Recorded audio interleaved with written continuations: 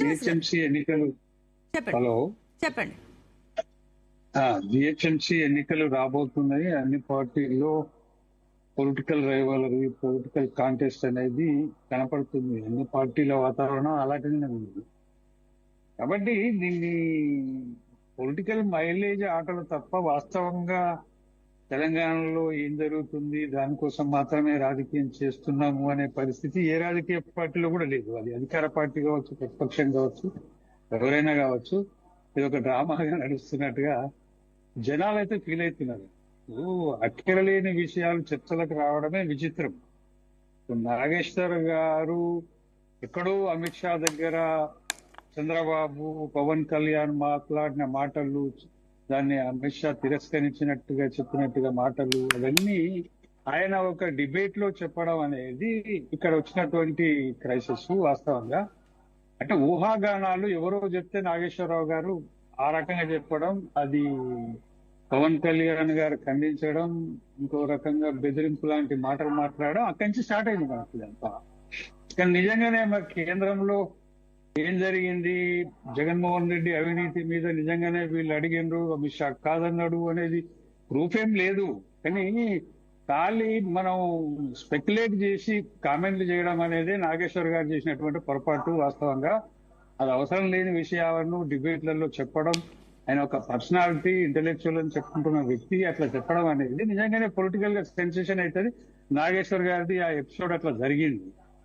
అది తప్పెవరిది అని అంటే మోస్ట్లీ అది తప్పెవరిది అనే కంటే నాగేశ్వర్ గారు చెప్పాల్సిన విషయం అతడు చూసింది ఉంటే అతను చెప్తే బాగుండేది.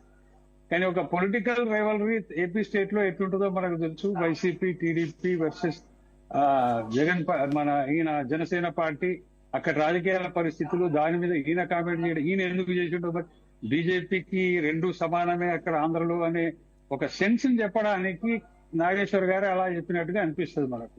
అంటే బీజేపీని ఇరుకన పెట్టే ఇంటెన్షన్ నాగేశ్వర్ గారు కూడా ఉన్నట్టుంది. ఆ లైన్ లో అతను చెప్పింది అది పెద్ద సమస్యగా మారింది. ఇంతవరకు వచ్చిందని మనం చెప్పుకోవచ్చు గారు. పవన్ కళ్యాణ్ గారు నిన్న ప్రెస్ కాన్ఫరెన్స్ పెట్టి చెప్పడానికి కూడా మూలం అదే. అక్కడి నుంచే స్టార్ట్ అయింది. సరే, అతను నవనిర్మాణం చేస్తానని తెలంగాణను నిజంగానే ఆయన ప్రెస్ మీట్ పెట్టి ఉన్నప్పుడు సహజంగానే ఇక్కడున్న రాజకీయ పార్టీలు, నాయకులు ఏం అవసరం ఉందని ఇప్పుడు ఇట్లా చెప్తున్నారనేది మంత్రి పొన్నం ప్రభాకర్ గారు కూడా మాట్లాడడం, అదంతా చూస్తున్నాం. నేనైతే మీ జాగీరా అని ఈయన అనడం, ఆయన మా జాగీరా అని మంత్రి గారు చెప్పడం, ఇదంతా రెగ్యులర్ ఎపిసోడ్ గా నడిచిపోయింది. ఇదంతా అన్ని పార్టీల దృష్టి మాత్రం జిహెచ్ఎంసీ మీదనే ఉందని చెప్పాలి. కాకపోతే ఇక్కడ ఒక సమస్య ఏంటంటే ఫస్ట్ మనకు ఏపీకి సంబంధించిన రాజకీయాలను తెలంగాణలో ఇన్వాల్వ్ చేయడం అనేది కరెక్ట్ అయిన పద్ధతి కాదని నా అభిప్రాయం. సరే, దేశంలో ఎవరైనా ఎక్కడైనా పార్టీని పెట్టుకోవచ్చు, ఎన్నికల్లో పోటీ చేయొచ్చు, అది రాజ్యాంగం చెప్తున్న విషయమే. కానీ పొలిటికల్ రైవలరీ సెంటిమెంట్లను రగిలించడం, మనోభావాలను చెప్పడం, ఇవన్నిటినీ ఒక పొలిటికల్ సెన్స్ లోకి తీసుకురావడం అనేది దురదృష్టకరం. అది పవన్ కళ్యాణ్ అయినా, ఇతరులైనా, ఎవరైనా. నిజంగానే మరి ఇప్పుడు మనకు ఈ స్టాచ్యూల గురించి కూడా చెప్పుకోవాలండి. మన ముఖ్యమంత్రి గారు రేవంత్ రెడ్డి గారు ఎన్టీఆర్ స్టాచ్యూ ఇక్కడ ఇనాగ్రేట్ చేసిన మనకు అందరికి తెలుసు. అది విత్ ఇన్ ది కాంగ్రెస్ లో కూడా డిఫరెంట్ వ్యూస్ ఉన్నాయి, మనకు కనపడుతున్నాయి. మంత్రులు తీరుగా మాట్లాడుతున్నారు, ముఖ్యమంత్రి ఇంకో తీరుగా మాట్లాడుతున్న పరిస్థితి ప్రభుత్వంలో కూడా మనకు కనపడుతుంది. నిజంగానే ప్రొఫెసర్ జయశంకర్ గారి విగ్రహం తీసుకుపోయి మనం ఆంధ్రలో పెట్టలేం కదా, అమరావతిలో పెట్టలేం కదా. అంటే అవసరం లేని కాంట్రవర్సీలు అన్ని క్రియేట్ చేసుకోవడం తమకు తామే.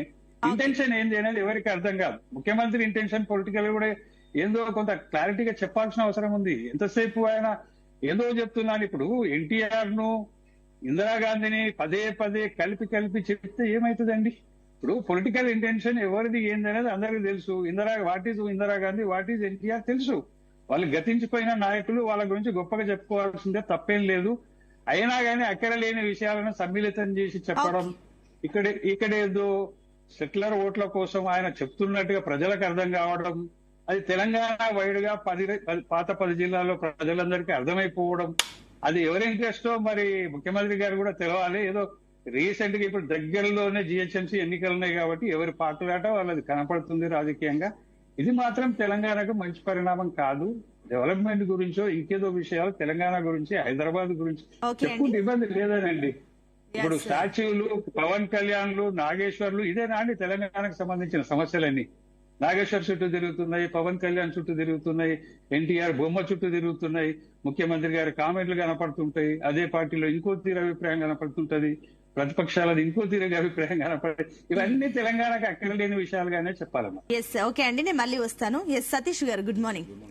సో సతీష్ గారు, ఒకటి తెలంగాణలో పవన్ కళ్యాణ్ గురించి ఎంత రచ్చగా జరుగుతుందో మీరు చూస్తున్నారు. ఈవెన్ తెలంగాణ